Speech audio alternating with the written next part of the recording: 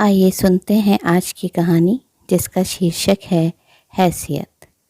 इतनी महंगी साड़ी लेने की तुम्हारी हैसियत है क्या? क्या तुम्हारे माँ बाप ने लेकर दिए थे तुम्हें कभी इतने महंगे कपड़े? साड़ी की कीमत 4,000 रुपये देखकर विनायक ने उपेक्षा से तारिणी से कहा। मॉल में बारिश की सेल में दोनों खरीदारी करने आए थे। वास्तव में विनायक की तनख्वाह के हिसाब से साड़ी की कीमत ज़्यादा नहीं थी। असल बात यह थी कि तारिणी के पापा की छोटी सी किराना की दुकान थी। उसके पापा मध्यम वर्गीय श्रेणी में आते थे और विनायक उच्च वर्गीय श्रेणी में। इसी बात का विनायक को बहुत घमंड था। वो तारिणी को नीचा दिखाने का कोई भी मौका नहीं छोड़ता था। हर छोटी से छोटी बात में वो तारिणी को इस बात का एहसास जरूर करवाता था कि वो गरीब घर से आई है। आज भी तारिणी को इसी बात का एहसास कराते हुए उसने यह बात कही। तारिणी अपमान का घूंट पीकर आगे बढ़ गई। विनायक का इस तरह ताना मारना उसे अंदर तक लहूलुहान कर गया। वैसे उसके लिए यह कोई नई बात नहीं थी। उसकी शादी को 5 साल हो गए थे। इन 5 सालों में न जाने कितनी बार सास ससुर ननद और पतिदेव ने ऐसे ताने मारे, लेकिन फिर भी न जाने क्यों आज उसकी सहन शक्ति जवाब दे गई। विनायक ने अपने लिए जीन्स और टी शर्ट लिए।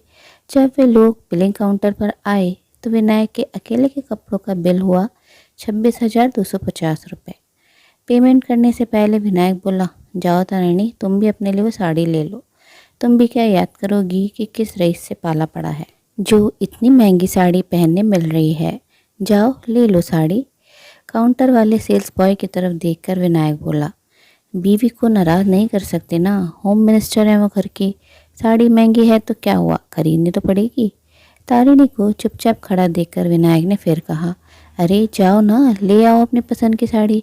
मैं नाराज़ नहीं होऊंगा, मैंने यूं ही थोड़ा सा मजाक किया था, तुम तो बुरा मान गई। तारिणी ने दृढ़ता से कहा, नहीं, मुझे नहीं लेनी कोई साड़ी।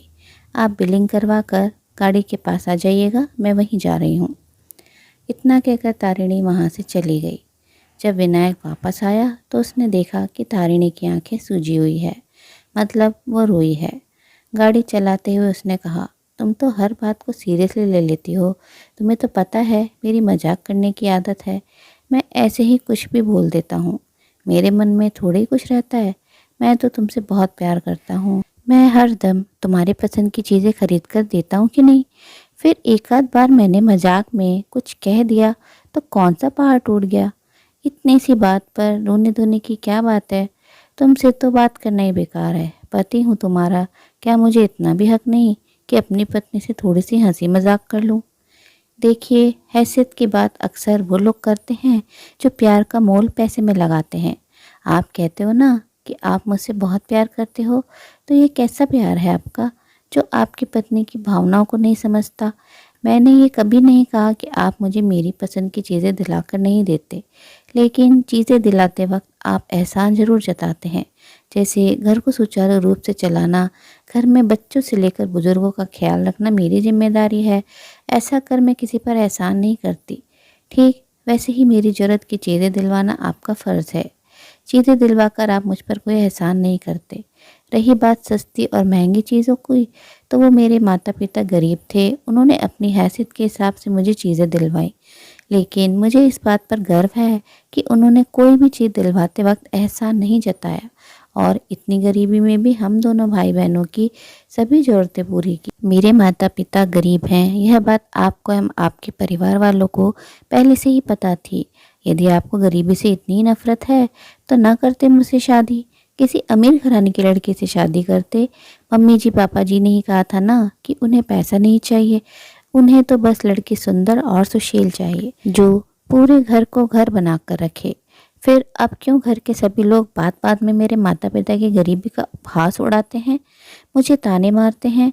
रही बात आज महंगी साड़ी खरीदने की हैसियत की, तो विनायक, अब मैं आपकी पत्नी हूँ और इस नाते मेरी हैसियत वही है जो हैसियत आपकी है।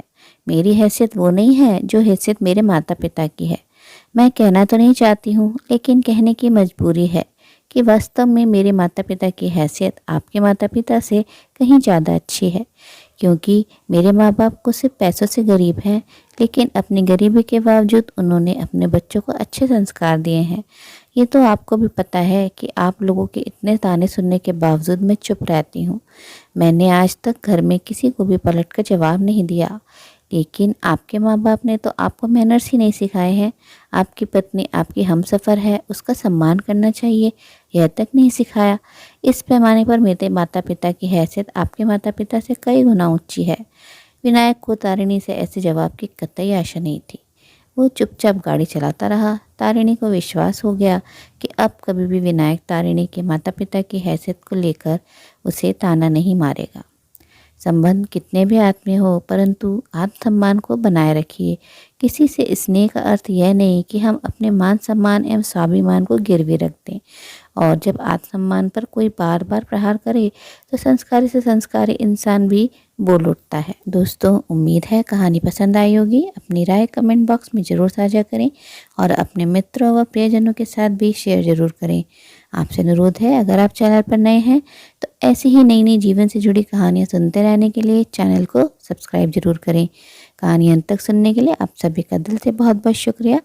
तो फिर मिलते मेरी अगली कहानी में। तब तक के लिए आप लोग अपना ध्यान रखिए, खुश रहिए, ऐसे ही कहानियाँ सुनते रहिए।